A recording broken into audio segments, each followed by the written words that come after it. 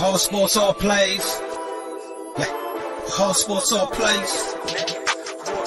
All sports, all plays. 365, we're making a plays. You talking the game, get you through the days. We're high in the court, the dime in the lane. Variety, topics, living the same. All presentation, sports information. In the airways, taking the nation. All sport, all plays, like working your faces. Grace at the field, so tie the laces. All sports, all plays. Yeah.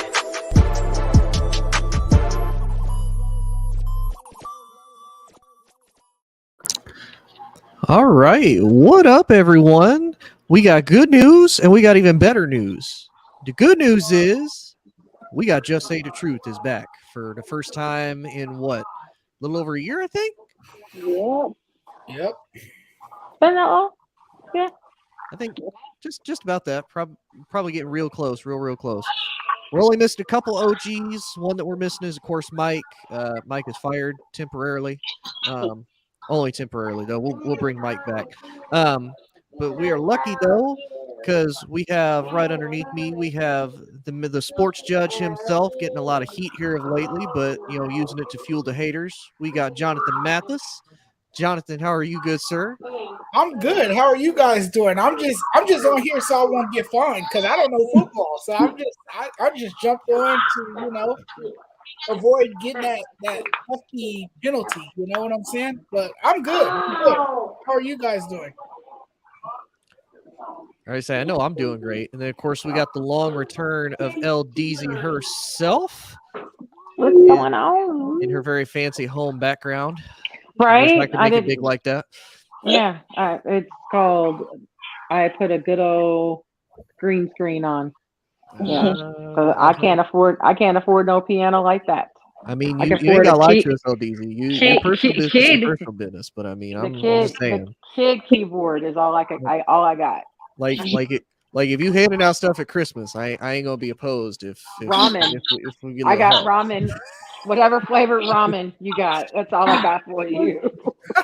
Ramen or top ramen? Can we get some top ramen? I give you some top ramen. Okay, bet. And then of course we have the Sensei herself coming in as well. Sensei, it's been a minute since I've been able to do a show with you as well, ma'am. How are you? I am doing great. Glad to be back. Glad that the show is back. The people have been missing us. The streets need us, Tony. I know they do. I know. It's this whole having to do this at 11 p.m. at night. I'm not to that old point, but it's the mileage. It's the mileage on the car. It's not the age. It's the mileage that's getting me. I feel it. But let's jump in, though, because we came here to talk sports and get to enjoy being around each other again. So we'll hit the first thing first. We'll hit that Monday night football game that left all of us questioning if Jeff Saturday really is going to be the guy to lead the Colts. Of course, he didn't call a timeout that would have potentially given the Colts a chance to get the ball back. Maybe they score, maybe they don't. We don't know. But it ended with the Steelers winning 24-17. Sensei, you're our Colts fan. What's your thoughts on this? First of all, I just would like the record to reflect that I was not a fan of the Jeff Saturday hire. As soon as I heard the news, I just want to throw that out there. I was not a fan. And situations like these are why. Because why on earth would you not call a timeout? Why? For what reason? What was I really would like to know. I know he gave an explanation after the game, but I don't buy it. I don't understand it. It doesn't make any sense. And I feel like they should have just waited. The coach should have just waited out the season with the coach that they had, and then try to get a new coach instead of just getting a temporary fix. Because I don't think that Jeff Saturday is the answer for this coach job. He just doesn't have the experience. He's a great analyst. He's great at analyzing the game, breaking it down. He's great at telling you certain key points in the game, but I just don't see him as a coach. I don't take him serious enough as a coach. And I don't think the players do either. And it reflects in how they play. It hasn't been any upgrade of play since he's become the coach. So it's we're kind of in the same boat that we were in before. You know what I'm saying? Nothing's really changed. And you make coaching changes for an upgrade, and we haven't got that. So I don't know. I feel like they made a mistake from the very moment that they hired him. But things like this just proves it, because this is not something that you do if you're trying to change around a team. Yeah. And El Deezy, I'll pass the question to you. because this has been the big question all season. Why has this team just decided we're not going to run the ball with Jonathan Taylor? You have a Lamborghini, and you're like, I'm just not going to drive it. I'm just not going to drive it. I don't understand it. I'm still trying to figure it out because it's not. You're not even running it. You're not even throwing it to your top wide receiver. You're not even. You got about the two top players in the league right now, in running and wide receiving, and you're not doing absolutely nothing. Like I just don't understand. And I really thought, okay, Matt Ryan's getting old. I really thought that situation, you would want to run the ball more because you're trying to keep him as fresh as possible because you've been through like 10, it feels like 10 QBs since Luck decided to retire. So you would think, okay, let's run the ball more, and they're doing the absolute opposite. Like I feel like they just kind of chucked it up and said, okay, maybe next season. Yeah. Jonathan, what about you on the flip side of this? Do you think that this gives Pittsburgh a little bit of hope? Do you think this saves Mike Tomlin from having his first potential losing season since being in Pittsburgh? I wouldn't say it would save him from a losing season, but he's definitely going to have a job with Pittsburgh. He's not going anywhere anytime soon. He's done a terrific job coaching that team. It's just that they don't really have that quarterback yet. They do have hope with Kenny Pickett, but he's still growing. He's still, adapting to his new role as a quarterback. And so it's going to take time for these players to get into a rhythm and find themselves and figure things out. But I don't think Mike Tomlin's job is in jeopardy. By no means necessary. I think he will have his job. I think he's great in developing his players. I think he's done a terrific job holding it down there for as long as he has. And I just think he's the right coach moving forward for this team. But I do think the Steelers have a promising future, and they really looked sharp against the Colts on Monday night. They need a wide receiver. They do. Yes. That's what I talked about with Jay McLovin and with Gonzo yesterday night. Was, to me, they need to do two things. They need a veteran wide receiver in the room, because your oldest guy has been in the league for 4 years, which isn't a knock. That's not bad.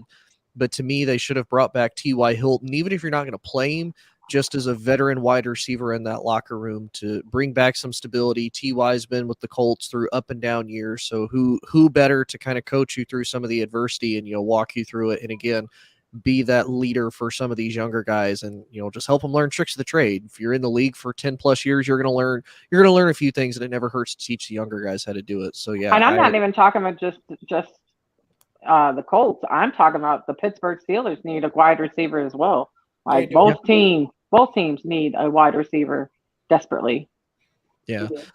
Although I think for Pittsburgh it's a little better because George Pickens has been great so far this season.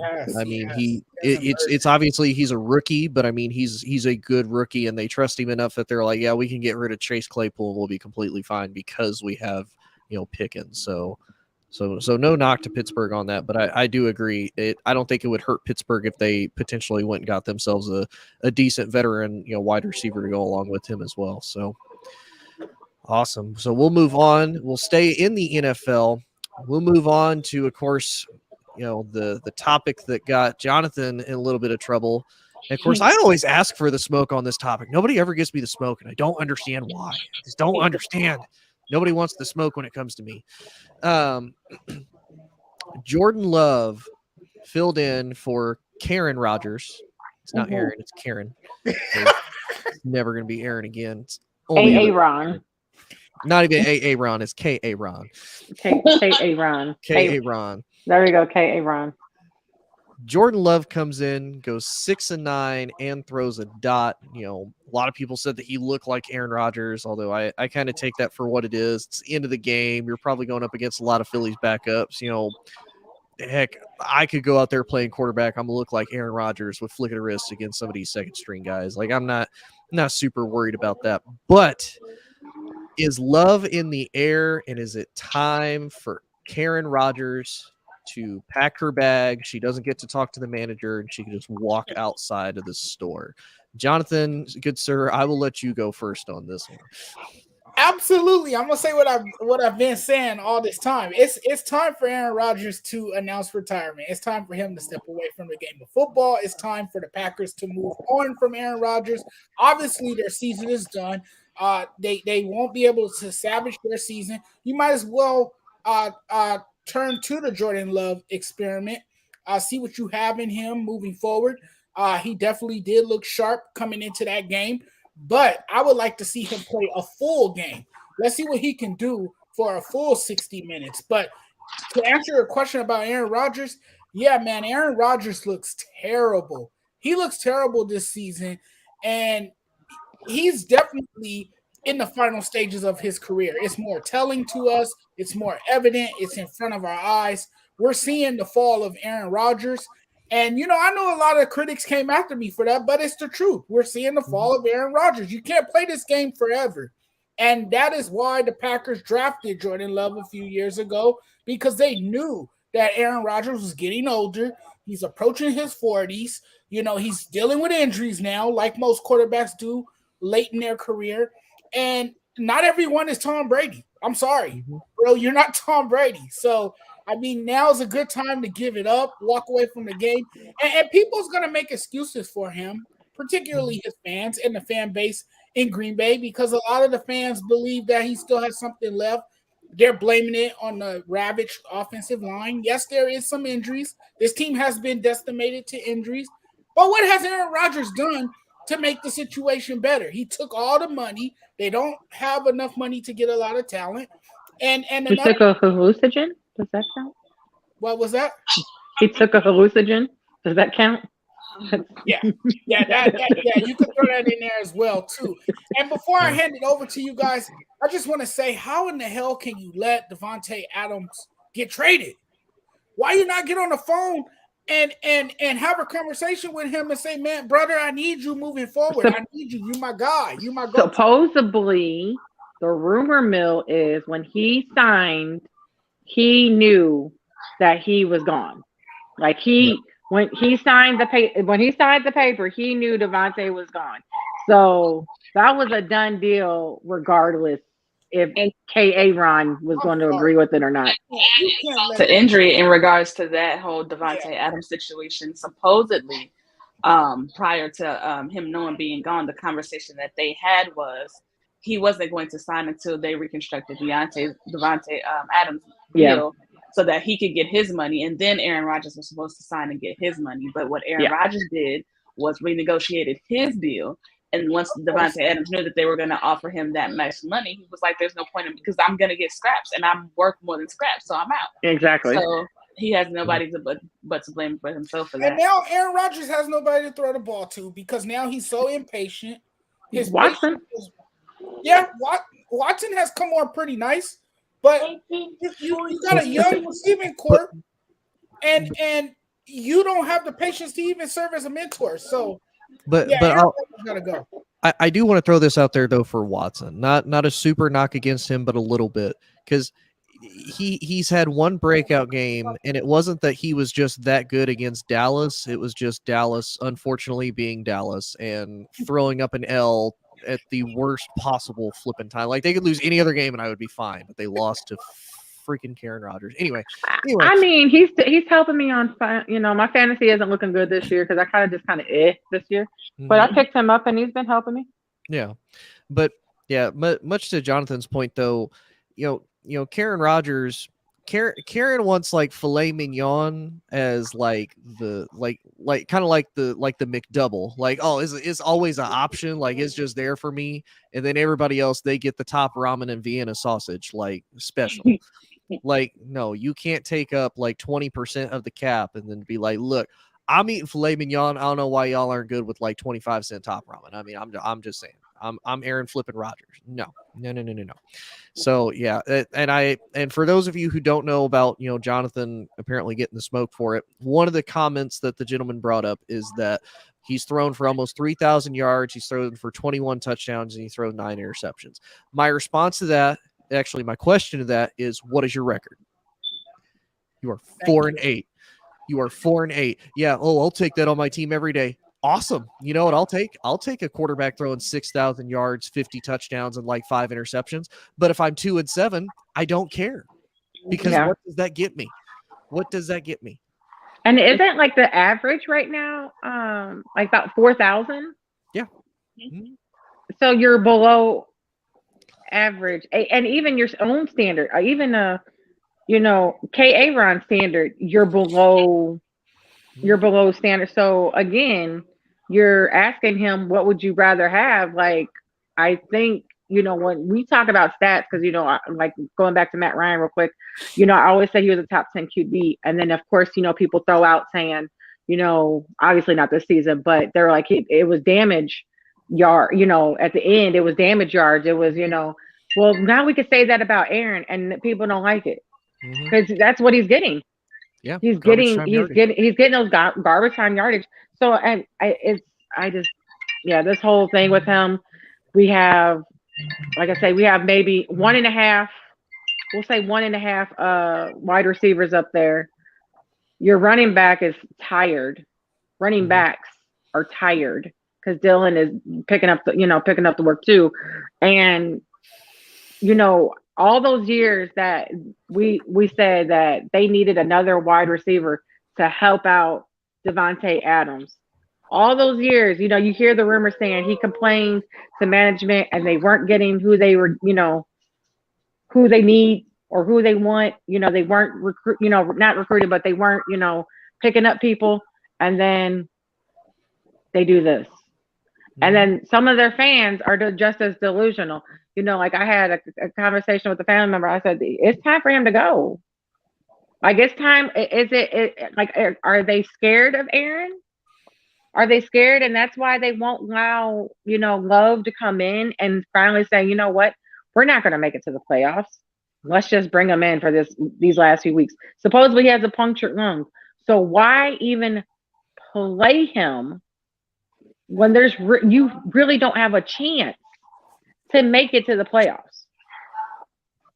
Yeah, I mean that's what that was kind of the argument I made before. Was for Green Bay, their biggest thing is they don't want to sink back into mediocrity and basically back to a bottom feeder franchise. Like it's hard to get free agents up there because it's cold. It's not a big market. It's not necessarily the greatest place to be in if you're an NFL player. Aaron is what makes that destination. Okay. But for them, though, I don't think that they're fully sold on Jordan Love. Kind of the same with the 49ers and Trey Lance, which we'll touch on here in just a little bit. I don't think they're sold on Jordan Love. I think they realize they overreach for this random kid out of Utah State that I don't think anybody really was like. They were probably high up on him. They were probably like, okay, he might be good depth. He might be a good backup, like developmental quarterback. And Green Bay said, nope, we got to trade up. We got to go get him. Like, yeah.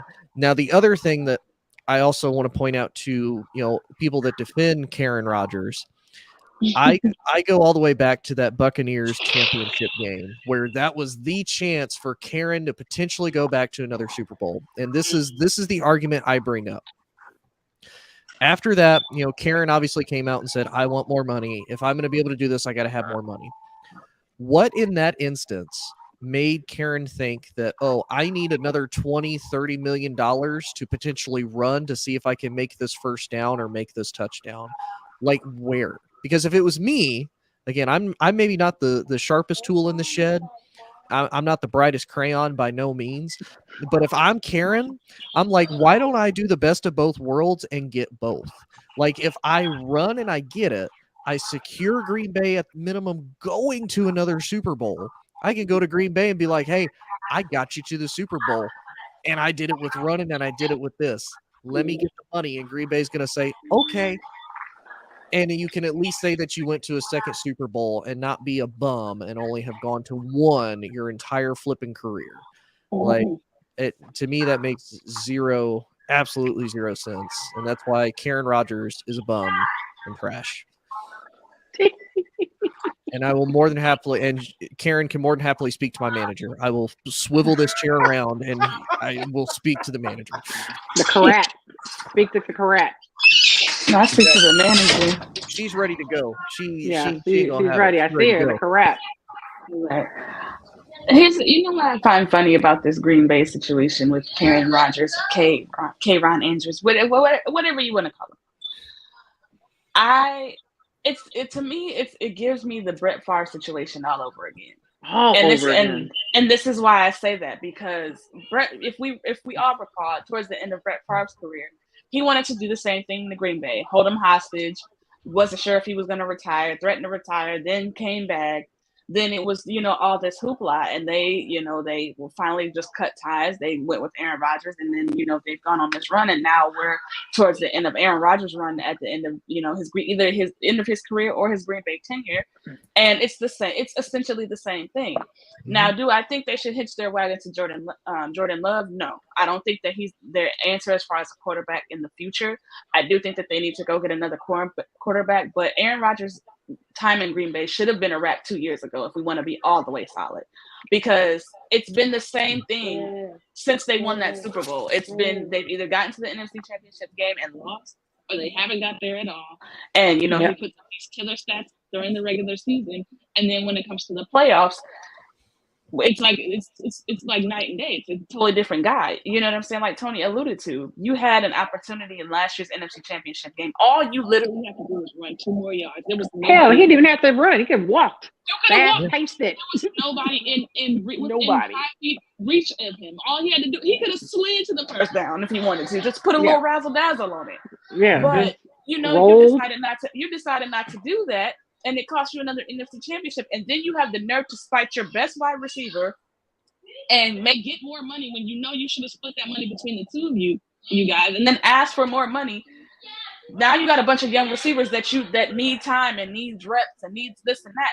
How do you expect them to go to war for you if in training camp you're talking about how bad they are? Yeah, throwing them under the bus, making sure they hit threw them all completely. 16 wheels.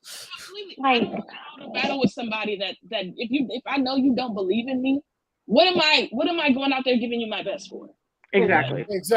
That's counterproductive. So at that point, you can't be mad if they're making mistakes and they're doing little things, because this is what you said from the very beginning, before we even stepped on an actual football field together. It is training camp. Keyword training. You're supposed to learn. You're supposed to develop. If you're that concerned, do a Tom Brady. Take these receivers out to a private field, and y'all work just outside of the OTAs and training camp facilities, and y'all just work on getting that chemistry together. But you don't want to do that because you don't care. Mm-hmm. Exactly. But you know what? But he learned from a quarterback that didn't care.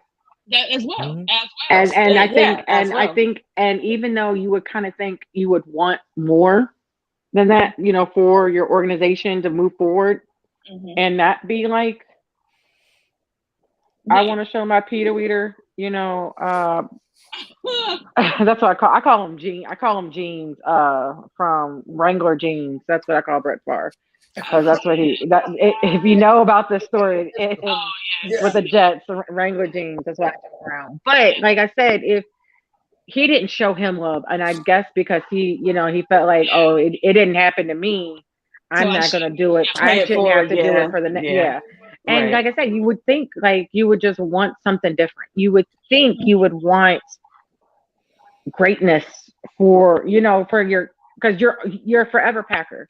Mm-hmm. Wherever you're going to be a forever Packer. However this ends, you're still going to be Aaron Rodgers, the Packer. You're not going to be Aaron Rodgers. Oh, you left me and went to Dallas or something. You're not going to be that. You're going to be a forever Packer. So you would think, okay, let's leave my legacy on a good note, a good note and in good hands. So if something happened to me, they can still win like 2 or 3 games with Love or whoever the quarterback was. We had no idea that Rush was going to do what he did down here in Dallas, but there's a possibility they might go get him because of what he did down in here. Because I agree with you. I don't think they're going to make Love their main dude. He's not going to be their main squeeze. He's going to be a backup, but you got to make him a better backup. Mm-hmm. He goes good for that much of that time. that much of a segment. But I agree with Jonathan what he said earlier. I need to see him the whole 60 minutes. Yeah. And I will say two things to that. If Karen Rodgers ever becomes Dallas Cowboy, I will forever stop being a Dallas Cowboys fan, and I will change my fan allegiance forever. That will forever. But you know what's funny is just because y'all said it, Jerry Jones gonna do it. Oh my God, that would be the most Jerry thing to do. Yeah. But that's the thing with Aaron Rodgers, though. It always seems like there's a disconnect between him and his teammates, and that's just his personality. That's just who he is. He's in it for himself. He doesn't care about making his teammates better or helping them become better men or helping them build themselves into better people. That's not who Aaron Rodgers is. That's been the knock on him throughout the entire course of his career, right? Is his personality, how horrible of a leader he is. And that's why a lot of people don't get along with him. And that's why it's probably hard for people to want to team up with him and play alongside him because of his attitude and how he conducts himself on and off the field. And is he introverted? I'm sorry, but he seems very introverted. Like he just seems, because my husband's an introvert, and same. Some of those introverts, like I'm saying, like some of them you have great conversations with, and then some of them it's like pulling teeth, and I wonder if he's like the pulling teeth type of introvert. You can be an introvert in your personal life, but you can't be an introvert as a quarterback. Like you have one of the most important jobs on a football team. Like you are the head honcho, you are the leader. You are literally in the huddle describing we're going to do X, Y, and Z. So you have to have that connection. You have to have some kind of camaraderie amongst you and your wide receivers. Everything that's going wrong for Green Bay's offense lies at the feet of Aaron Rodgers. It just is what it is. Like you said, the running backs are tired. You're not getting to the receivers. They're not even really getting the opportunity to fully develop because you don't trust them. They know you don't trust them. Yeah. So it's like it's just a mess. Right. Yeah. And he's throwing interceptions in the red zone. And I will say it's funny for somebody who hated Brett Favre as much as Aaron Rodgers did. It's like looking in a mirror. The only difference is like LDZ said, Aaron is a massive introvert, whereas Brett Favre was just this Mississippi country boy that just goes out and let's go out and have beer. Let's do it. And we're just going. He's the one sending you He's sending you that random text message. You up? Let's go. Yeah, let's go have a drink real quick. Right? Exactly. And Aaron's over here, getting stoned, and nobody says word. Yeah, he definitely high. He's for sure high. Aaron Rodgers has been high for a long time. I've predicted that for so many years. I'm like, he smokes. I can tell. And it's something, and it was something with Cheyenne, that his ex. She's off her rocker too. Like, don't get me wrong, I liked her, but she's the last one that played in Divergent series. You let Danica Patrick go. And you let the girl. Oh Jesus! You let the girl that played in X-Men go. She was beautiful. Mm-hmm. She was, and then you had Cheyenne. Like, I'm not saying Cheyenne's not beautiful, but you had like these two other women that were very like athletic, kind of, not saying the same field, but they understood the schedule of a football player. They understood the schedule because they had like, extreme, but she hasn't really done anything in a while. And she said one of the battles was him finding time for her in the off season. This is Aaron Rodgers. He has no off season. So if he really wanted to make things work, he would have made it.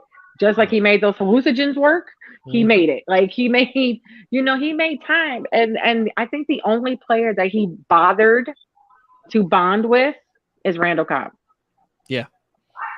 I'm not saying he didn't. I'm not saying he's trying for it to come back. Yeah. I'm not saying the other Adams wasn't a good, but Randall Cobb is literally the only wide receiver I feel that he because like you said, he begged and begged and begged. But yeah, it's so funny that we're having this conversation because I literally just had this conversation like with my dad and with another family member, and it's like, here we go. They're holding on to him too long. Just let him go. them hostage. As he's financially crippling that franchise. Aaron Rodgers will single-handedly destroy the Packers franchise worse than any other team ever could, ever. He's going to do it by himself. Well, Denver. He's We'll talk about laughing Denver. at We'll Frank, talk right? about Denver in a second. Laughing Yeah. all over Woo. Frank. But isn't he only signed a 1 year, right? No, it's a 1 year with like the possibility, like he has a little bit of flexibility that second year. So he can either stay, I think he can leave, or they can trade him this next season. So Okay. So yeah, but anyway, we'll move on to another quarterback that is much more handsome and much better, and is actually Aaron Rodgers' daddy. For people that don't know this, he owns Aaron Rodgers. Aaron Rodgers is his son in every proverbial aspect, and that is the handsome man out in the Bay, Jimmy G. Jimmy G has done great for the 49ers. He's taken them to a Super Bowl. He's taken them to the NFC Championship again. And they said, you know what? Even though you did that for us last year, Jimmy, thanks, but no thanks. We're going with the kid that we gave up a fortune for. We were hesitant all offseason to figure out if we were going to trade you or not. Then we decided last second, we're not going to trade you. We're going to make you a really, really good backup. Kid gets hurt, and now Jimmy G says, "Oh, excuse me while I lead you to 7-4. You're welcome, by the way." LDZ, I'll start with you. Did the 49ers make a mistake by giving up so much for Trey Lance, and do you think they move off of Jimmy G this next season? I'm liking the Jimmy G story because I think it's that good comeback Cinderella story. You didn't want me. Now you love me. And how crazy is it that it's not even the ugly stepsister that they got rid of? It's the hot one that they're like, no, we don't want you. Yeah, and I know so many fans that did not like him, and I understand that. And I understand why they were kind of quick to move past him too. But it's like sometimes it takes a minute for a quarterback to get used to what is going on, and injuries play a big part in Jimmy's career. But now he's I'm not saying he's looking 100%, but he's getting by with what he has. Do I really think I never thought Trey Lance was the answer, but that was just my personal I was never a big fan of his. But I still kind of do think because they put so much money into him that they probably will move on, unless Jimmy G just happens to take him all the way to the Super Bowl and win it. I don't think Jimmy G would be back in the San Francisco uniform next year because I feel like they still. Yeah, he's our quarterback, but when Trey Lance gets healthy, he's our quarterback. I feel like that's still kind of lingering over Jimmy's head. Yeah. Sensei, what about you? Should they move off Jimmy G, or do you think honestly they should just be like, hey Trey, you're going to be the backup until honestly you prove us wrong? I think at this point they have to move on to move off of Jimmy G because you've already invested so much in the whole Trey Lance experience. And I mean, granted, we didn't get a large enough sample size because he did get hurt. So I mean, but at this point, like I said, you've made those investments, you've made that bet, so you kind of at this point have to lie in it. Like Jimmy G is going to get an offer from somebody, from another franchise that could probably pay him more, get him in a better situation because Jimmy G isn't the greatest quarterback, but he's a game manager. And if you can give him a good enough defense, get him, a nice solid running game, he can make things happen for your team. He can squeak out wins with just those few things. So, I mean, I think that at this point, the 49ers have to go with Trey Lance. Now, what you hope for if you're the 49ers is that Trey Lance turns out the way that you've invested into him, because if not, and Jimmy G goes somewhere else, you're going to be looking real silly. You know what I'm saying? So you better hope that situation works out the way that you want it, because if not, you're going to have some very upset 49er fans, and I'm surrounded by them, and they are a rowdy bunch, let me tell you. So, but yeah, I think, like I said, I just think, they've invested too much for them not to make that move. So I think they need to let Jimmy G go, find another franchise that he could either upgrade or turn around or continue to push forward, make that next step. And, like I said, they just got to invest all they got in Trey Lance at this point and hope that it pans out. Yeah, I obviously a team would take Jimmy G in an absolute heartbeat. Like I don't think that's a question, and we could probably sit here and debate for hours on who would potentially take him, because there's teams everywhere that would need him. Jonathan, for you, do you think they would though? Because I mean, we've seen it how many times teams will kind of overreach for a quarterback. They give up a lot, then come to find out it's a bust, and they're like, okay, we got to make do with what we got. We got to move off of it. For their situation, I mean, Jimmy G is 40-19 for them as a starter. Same amount of games that Steve Young won when Steve Young took over the franchise as well. So really, I mean, if it's me, what do you really want? Do you want a guy that maybe keeps you like maybe towards the playoffs, or do you want a guy that you're kind of more guaranteed not only will get you to the playoffs, but you'll have some playoff experience and you can feel comfortable knowing this guy is going to lead our team? Mm-hmm. Well, the comeback story this season has been bittersweet for him. And if there's one team that needs a quarterback or that can explore their options and go after him this offseason, it would be the New York Jets. Look, his former offensive coordinator is there now, Robert Saleh. He's worked with Jimmy G before, so there's some familiarity there. And I just think that team, when you look at that Jets team, the way it's built, that team is just like the 49ers, the way it's built. Great offensive line, promising running game, great players on the perimeter. I mean, a bunch of playmakers in the offense. So, I mean, that's a perfect fit for him. I seem to believe. And, I know he's going to be a trendy topic. His future is this offseason. But I like the New York Jets. I think if there's one team that's going to go after him, it's the New York Jets. Another team to look out for would be the Saints. The Saints can use a quarterback as well. And Jimmy G, the defense that they have over there, once those guys get healthy, he can fit in nicely there too, because we all know that what Sensei said, he's a game-managing quarterback. And if you have a good defense that can, drive your team very far, and if the defense can give you what it can give you, then Jimmy G won't have to, do as much for the offense, eating that offense. So I like those two teams. I like the Jets. And don't forget your Rams. Your Rams are going to need a quarterback. Oh, yeah. I say, but will the Niners do that in division though? Like, do you really want to make the team that's in the division with you better? But he's hitting the market though. So after this season, I would like to put my bid in for the Jimmy G sweepstakes personally as an Indianapolis Colts fan. Jimmy G, if you're looking for a team to go to with a pretty good defense and a running game, I have a place in Indianapolis for you now. I'm going to keep it all the way honest. It's not California. It's not as sunny. It's not as warm. The selection of women may be a little bit different, but all I'm saying is you're not far from Chicago. You can do what you got to do and come back. All I'm saying is if you're looking for a place, I know somewhere in India, it's a blue U, it's a Colt, and I think you should come and just oblige. Well, I'm just as the current Midwesterner, okay. We got a lot of good looking women here, okay. They do, but are they the kind of women that Jimmy G wants though? Because porn star Jimmy is a little bit. Porn star Jimmy is a little bit different, but if he looking for thick, we got good home cooking. I mean, it's the Midwest. Everybody's nice for the most part. So I mean, oh my God, Jimmy G comes off as a reality TV star, someone you will see in The Bachelor or something like that.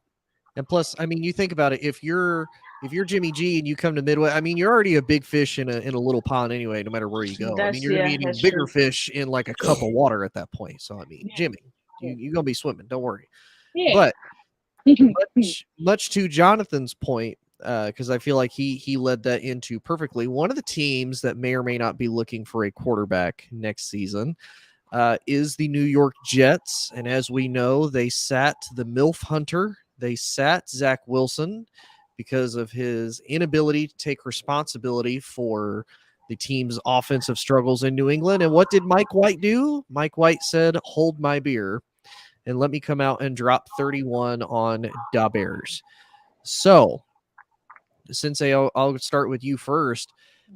Does Mike White deserve to keep his job over Zach Wilson? Because I mean, this is Zach Wilson's second season, and obviously he's still got some growing up to do.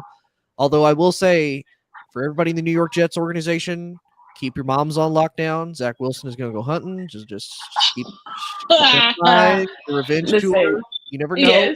Yes, you might want to watch out. I think they do have to move on from him. I think that at this particular point, especially with the last loss before they made the transition to have the other guys start, I think he kind of lost the locker room a little bit, like just being so arrogant and being so defiant of being like, well, I don't think I played bad. It wasn't like, come on, man. Like anybody with eyes could tell you that you had a terrible game. You got to be humble enough to ask, especially as the quarterback, to say, you know what, that one was on me. I got to hang my hat on that one because I could have played better. Now, you know what I'm saying? People, and I'll make this example. People talk bad about Russell Wilson, but the one thing I will say about him as far as like accountability-wise, if he plays bad, he's going to put the onus on himself.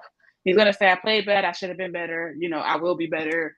Even if he don't believe it, he's still gonna sell it enough to where his teammates will be like, all right, like he's feeling our pain. But I feel like with Zach Wilson, it was very much just the arrogance after, and you haven't really proven anything. You know what I'm saying? You don't have a reason to be as arrogant as you were and be so defiant. So I think in order for them to regain that locker room, regain that camaraderie again, they're gonna have to go with White for at least for right now. Now, if he starts to, you know, not play as well or play worse than Zach Wilson, which I don't know how you can do that.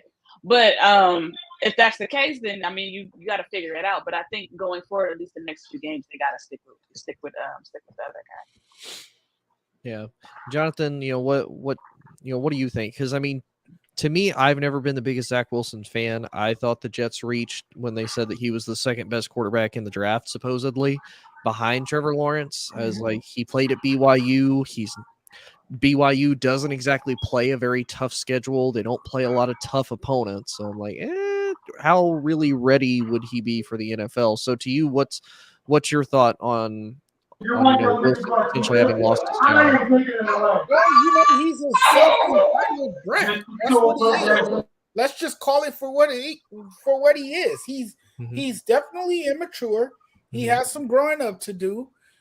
You know, I know he comes from a pretty wealthy family. So upbringing can have a lot to do with his behavior and how he conducts himself as a person on and off the field. And we've seen that with him. I mean, this guy has a lot of nerve. And I think it's ludicrous for any quarterback to blame your terrible performance on the windy conditions. I know you guys heard that he literally blamed his game for his poor play on the field because it was windy outside. So this tells you everything you need to know about this dude, right? That he is not ready to be a big-time quarterback in this league. You have to be willing to take responsibility for your poor effort. If you played like crap, okay, you played like crap. Admit it, say that, move on. Let's try it again next week. But because you can't prove that to your head coach, Saleh, you get benched, and you deserve to be benched. And I think they should keep playing Mike White. I think he has shown that he can command this offense in such a short time. I know it's only a small sample size. We got to see more from him. But it was a masterful display from him.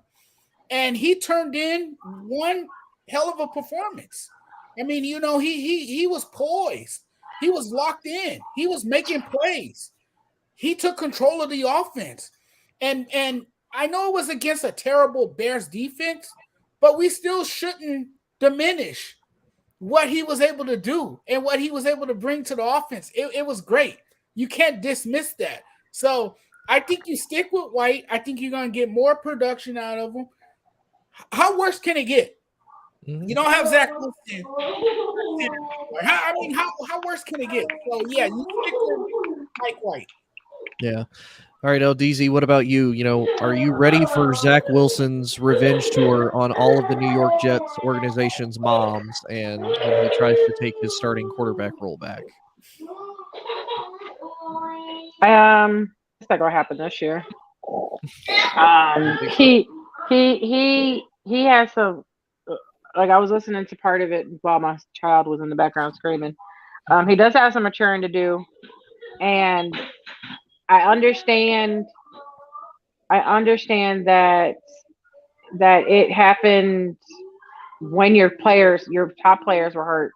And so you decided, this wasn't really, it was the defense, but you got to understand it's always the next man up. So, and everybody understands that the QB is the first person to be blamed for a win. The last person to be blamed. Actually, I'm sorry. Last person to be blamed for a win, and first person to blame for a loss. So when you get that, you have to understand it's like this is happening. When you're losing your locker team, and that's literally what happened after that comment. Like, I don't know if he should even do. I don't know how you come back from that. Like, I understand he's young, so that might be helpful, but I don't know, especially if you have young players with you, like Carter.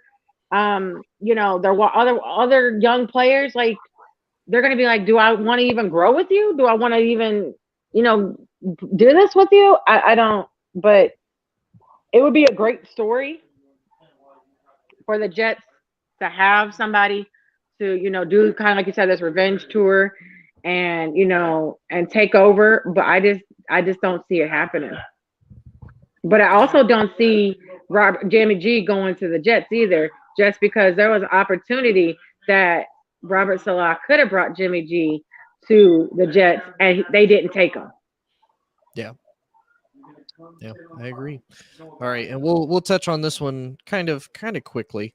Obviously, another quarterback that has struggled immensely this year and also decided to commit robbery in front of everybody. I mean, we witnessed this on live TV, and he does it every single game. Again, there's some things that I watch people do, and I'm like, how come you can get away with doing this on national TV, but if I do it, I go to jail? It's wrong when other people do it, or it's wrong when I do it, but it's okay when other people do it. Russell Wilson committing robbery against the Broncos organization. So Broncos country, let Russ go. Like, is that what needs to happen? We need to let Russ go. You can't. You can't. You can't. I'm gonna tell you why. I'm gonna it ain't gonna end well, but you can. No. That money is crippling. If Broncos dead cap charge to cut Russell Wilson by next year, $107 million. Yep. 2024, it's $85 million. 2025, it's $49.6 million. And then 2026 is $31.2 million. So again, they can't, because they're poor. They're poor. You got to keep them. Like, you got to keep them regardless. Wait, like, this is a marriage that they got to stay with. Is that why I can't commit robbery like Russ did? Is because I'm poor? Like, I got to be rich and then okay, gotcha. Keyshawn Johnson talked a little bit about that too. He said the same thing that LDZ said. Yeah. It would be hard to get rid of him, but I will say this, that this might be one of the worst accusations, if not the worst accusation, in Broncos franchise history. It's been a huge disappointment for the Denver Broncos. This team was arguably, from what we was hearing last season, all season, this is what we were hearing, right? That this team was just a quarterback away from being a legitimate Super Bowl contender. Well, you know what? You guys were wrong because Russell Wilson looks like trash, and he has taken a step back. He looks bad. He looks worse. Look, I'm gonna say it like this: he makes Aaron Rodgers look innocent. I mean, that's how terrible Wilson has played this season. And if Sunday gave us a better indication of what this season has looked like, that was rock bottom right there. That was rock bottom, what we saw on Sunday. Losing is nothing new in Denver, but that was Russell Wilson at his worst. Then you got teammates working at him. You got the media in Denver calling him out. They're writing columns. There's columnists telling their side of the story, how they feel about it. It's not good. It's not good. Russell Wilson, man, this is the biggest downfall by any NFL quarterback that I've ever seen. Well, what's worse is now we're learning about, how he was in Seattle. Like you never got his personal phone number to like reach out like, hey Russ, you good, man? You okay? Like, you want to go have a drink? No, call, contact my agent. Like, what? Excuse me? What? You did that to your teammates. Mm-hmm. You did that to the Legion of Boom, the men that bailed you out of trouble, the men that carried you to 2 Super Bowls. You gonna do that to the men like that? No. No. Not only them, to Marshawn, to all, his receivers, like everybody, nobody could get in touch with him. You had to go through his agent, which is asinine to me. You were on a team. You were on a team. Like, as a team, we're supposed to be able to communicate. We're supposed to be able to reach out to you. We're supposed to be able to, if we need to get in contact with you for whatever reason it is, we need to be able to do that. That is insane to me. This whole Denver Broncos experience, as far as with Russell Wilson, has been nothing but a disaster. It's been absolutely horrendous. He's played terrible, and he's making Pete Carroll look like a genius at this particular point, because everyone thought, oh, Pete Carroll is crazy for letting him go. He's still got some prime years left. He should have stuck it out. They should have built a team around him. Pete Carroll said, "You wait and see." Mm-hmm. And now, but I even said they was leaving. I told people last year, Russell, one of them was going to be gone. It was going to be Pete. Mm-hmm. Or it was going to be Russ. One of them, they were not going to be a marriage together. They were going to have a divorce. I just didn't know who was staying and who was going, but they were going to be separated. Everybody kept saying, no, that's not going to happen. That's not going to happen. That marriage was over last season. We saw it. Slowly but surely, we saw it.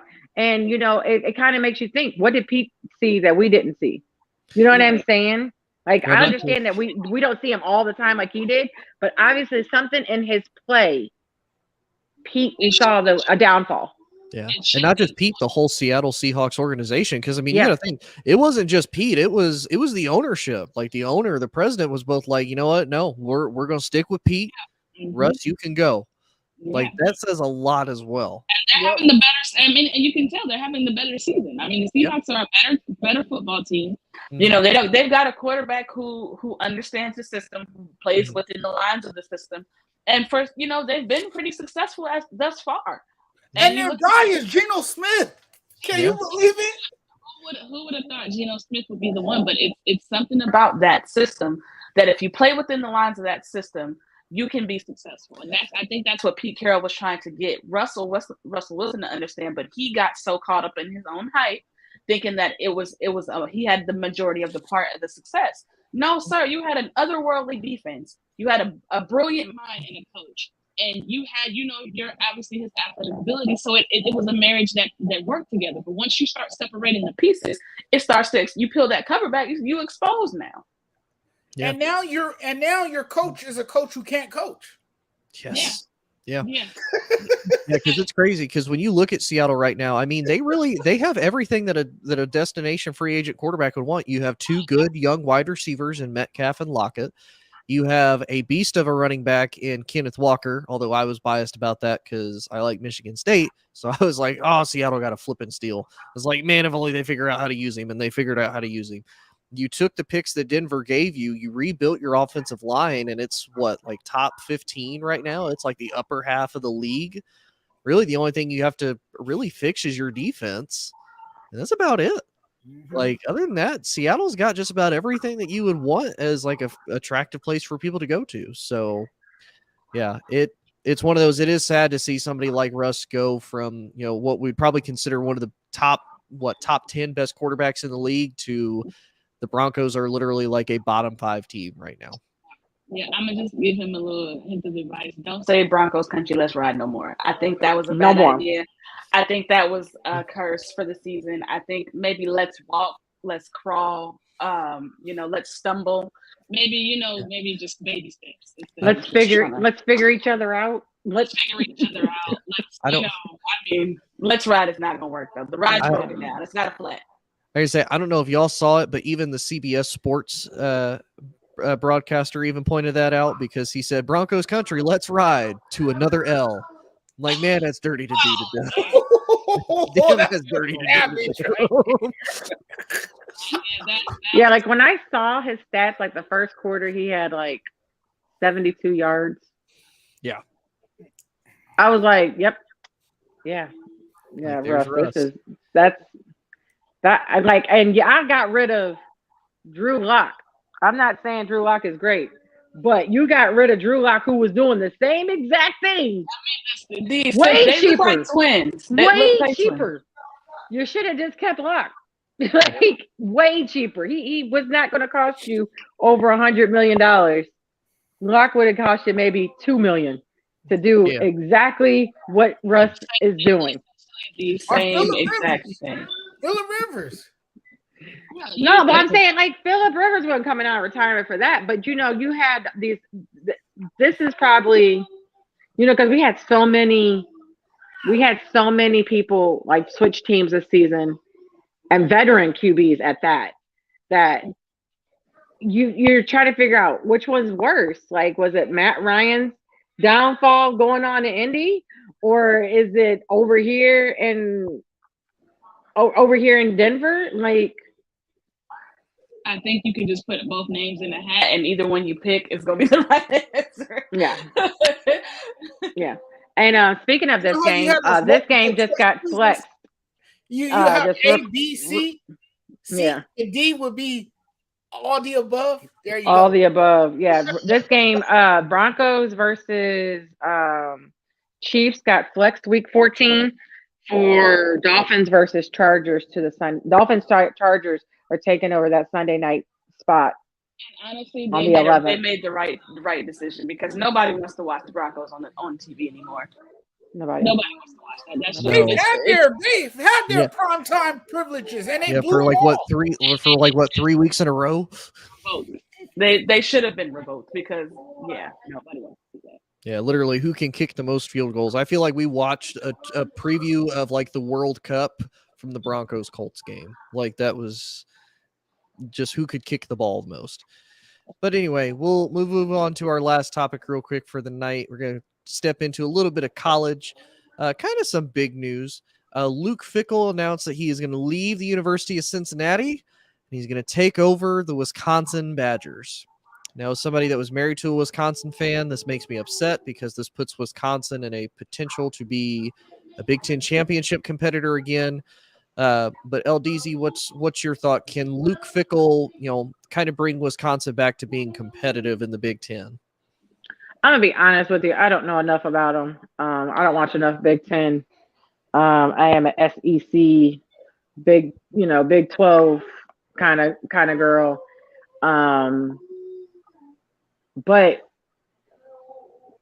what he's doing, it's all about if they're going to give him power and what power he's going, and is his name going to bring in recruits?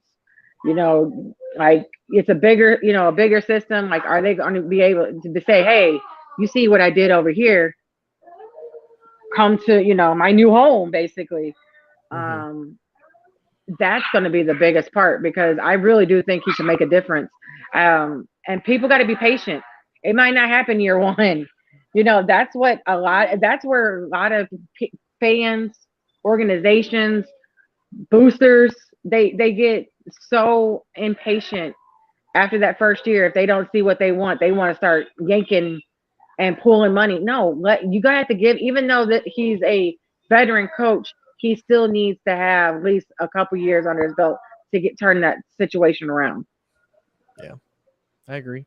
Jonathan, what's your take? I know you're a Pac-12 USC guy, but USC is coming to the Big Ten in a couple of years, so you're going to have to deal with potentially Luke Fickell in Wisconsin. So what's your thought on it? I like Luke Fickell. I think he can change, the culture there. This is a guy who led Cincinnati to the college football playoffs in that magical run of theirs, that undefeated season. He had gone 57-18 in his 6 years there. So he basically put the Bearcats on the map, and this has earned him the right to, take on something more challenging, to finally lead a Big Ten school. And, he has roots in the Big Ten as well. He used to be an Ohio State assistant. So, I mean, he has strong roots in the Big Ten. I like it. I like it. Now, the question is this, Tony. This is a more powerful conference.